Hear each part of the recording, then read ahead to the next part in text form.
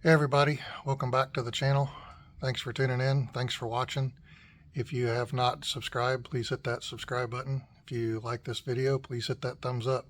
If you got any comments or questions, just drop them down in the comment area and I'll do my best to get them answered for you. So obviously we're back in the shop today after the race a couple weeks ago. So we're going to do some more maintenance on the car, some fine tuning, some tweaking if you want to call it. We're also going to discuss what worked, what possibly didn't work after the last time we were in here and did some some adjustments. So let's get into it.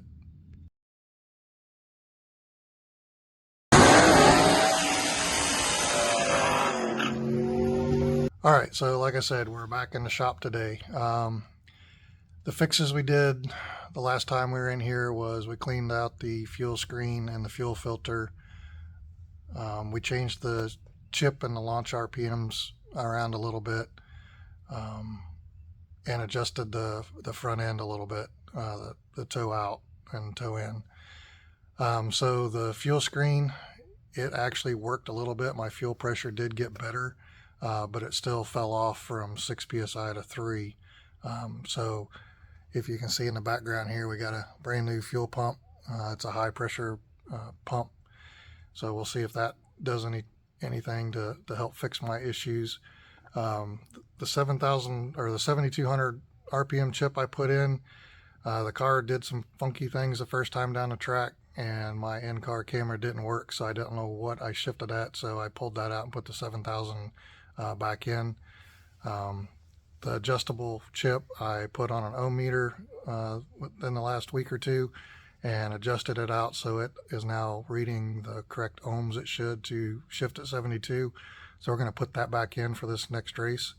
Also, I think I might have found my hesitation problem. I said that last time when I thought it was the fuel filter, but obviously that was not it.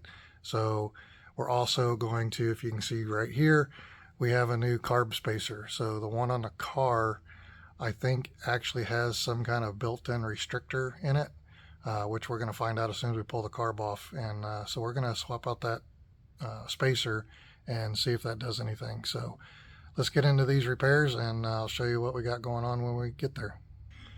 All right, so here we are back under the car. So just in case nobody knows, that's the fuel pump.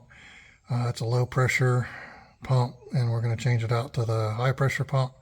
So I'll get back with you after I get the fuel all drained out again and get it dropped out and get the new one back on. All right, so here's the two fuel pumps. This one I just pulled out, obviously. This is a new one going in.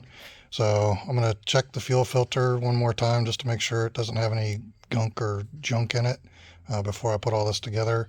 And then I'm just going to basically swap everything over and then we'll put this pump back in. So we pulled the fuel filter apart and it's still clean, so that makes me feel pretty good that I got all the debris out of the tank and the filter. So that's definitely not the issue. So we'll carry on, put it all back together, swap everything around and put it all back together. All right, so this is the old pump, new pump.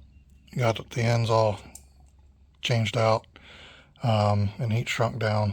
So what I mean by high pressure and low pressure, so this pump is the one I took off and it has 7 psi operating pressure. This one has 14 psi operating pressure. So since I have a regulator that's on the motor, then I'm thinking that the high pressure pump will actually deliver more fuel to the regulator, so I won't lose fuel pressure when I take off on the line. So that was the reason I'm changing the pumps. All right, so here's the pump, and brand new pump installed. So got everything hooked up, got everything all electrical, plumbing, so we're good to go. So put fuel in it and make sure we ain't got no leaks. All right, so this is what we're fixing to take off. So we got to take the carburetor off, all the nitrous stuff off that I'm not using. But this is what I'm thinking is my problem. If you look here, you can't see it. It's got this block right here that goes to an adjuster down there on the block. So I'm thinking it's some kind of a diaphragm or restrictor that is set up on this motor. So we are going to try to get all this stuff off the top, and once I do, I will show you what we got. So I was kind of hoping for a more of a aha, yep, that's got to be it, but there is kind of a restrictor in there, but they are wide open. Like I said, I was kind of hoping that they would be closed or a little bit closed, and that would definitely be the issue with the hesitation off the line. But this is what I have on the motor, and we are going to take this off and put just a regular spacer on here, and we will find out if that helps the next race day next weekend. So I'll be back once we change this out. So here is the new spacer, wide open down through there, so that should be getting plenty more air through there. But yeah, just a regular 2-inch plastic phenolic spacer. So hopefully this will help and get rid of my hesitation, but if it doesn't, we'll keep digging. So I'm going to get the carburetor put back on, get everything hooked back up, and I'll be back. All right, so as you can see, we got everything put back together. Everything's tight. And everything is ready to go for next weekend. So we'll go back out and go racing and see if anything has changed. All right, so that's going to do it. That's all we had planned to fix this time. And like I said, we'll find out if these little things do the trick as far as my hesitation issue. Not sure what else to check as far as engine or fuel delivery, so something else might be going on, but I'm hoping this solved the problem.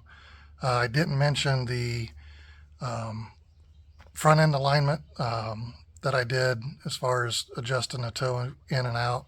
The adjustment we seemed to make didn't seem to change how the car handled, so I'm going to leave it like it is for now.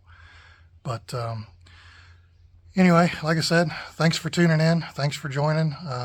Hope this all makes sense. I'm just doing fine tweaks, trying to find this problem I've got, and hopefully this will make the car run a little better off the line. So, like I said, thanks for watching. Thanks for tuning in. Like I said, if you have not subscribed yet, please hit the subscribe button. If you like the video, like what I'm producing, hit the thumbs up. So next video you'll see is we go back out racing. So this is be my 4th race in the car. So hopefully we'll get better.